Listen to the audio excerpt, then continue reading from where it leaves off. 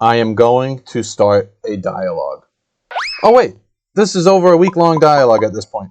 Pretty much two. Well, I'm here to give my 2 cents on the conundrum that has been Yu-Gi-Oh! Pricing recently.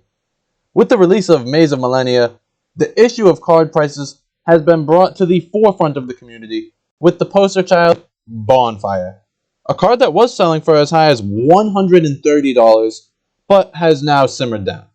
This was the final straw that turned the topic of pricing into a major point of contention after other expensive cards have been released, such as SP Little Knight, Diabellstar, and Wanted Seeker of Spoils, which have caused some decks to eclipse the $1,000 mark. Well, maybe you want to say that that's too expensive because there's more than 40 cards in the main deck. And yeah, Horus, Sinful Spoil, Snake Eye, Volcanic has a 57 card main deck, which obviously bumps up the price. But what about this 40 card Fire King deck that just came top 4 at a WCQ and costs over $750 without any bonfires? Decks are as expensive as ever, and to me as a casual player, this is an interesting thing to look at. I should give some context to what I mean by a casual player, and that could be the wrong label. Maybe, say, someone who's looking to increase their activity in the game is a better way to describe myself. I've primarily played Yu-Gi-Oh! Online since I got back into the game around 2 years ago with the release of Master Duel.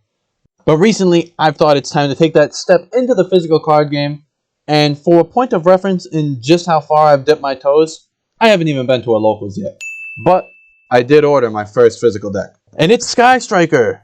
Right now, the deck is just under $90 for the whole thing on Yu-Gi-Oh! Omega, and that includes the tiny side deck that was just cards I already owned. This to me was a pretty decent purchase, and one that took a lot of thinking to commit to. But sadly, I'd still call this a suboptimal version of the deck, mostly on the basis of price. This is a full version of the deck, piloted by F. Lysandrin, to a top 8 at the WCQ, that costs over 4 times as much as the deck I just made, and it was still the second least expensive deck in the top 8 at that tournament. Putting aside the one-of gores, this deck adds crucial expensive cards to the strategy that price out someone like me in the form of 3 Thrusts, an SP Little Knight, and a $30 access code talker, although hopefully that card goes down after Rarity Collection 2. So clearly Yu-Gi-Oh! Is in a bit of an expensive state right now, and as a casual, it sure can be annoying that I don't get to run these cards to help my strategy get better. But I think that to a certain point, this is fine. The $300-something odd Sky Striker deck honestly isn't the worst thing. Yeah, it sucks that the deck can't be played optimally without these cards, but I can still certainly make the strategy work without them. However, the price of decks like Fire King Snake Eyes is honestly quite silly.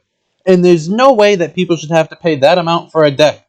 And the budget versions don't replicate the real deck well enough in the way that I can with my Striker build, which creates a clear price barrier, and I'm sure makes it harder for people to enjoy. Imagine being wicked excited about being able to play Fire King, and the best you can do is a 3-time Striker deck that isn't even the real strategy.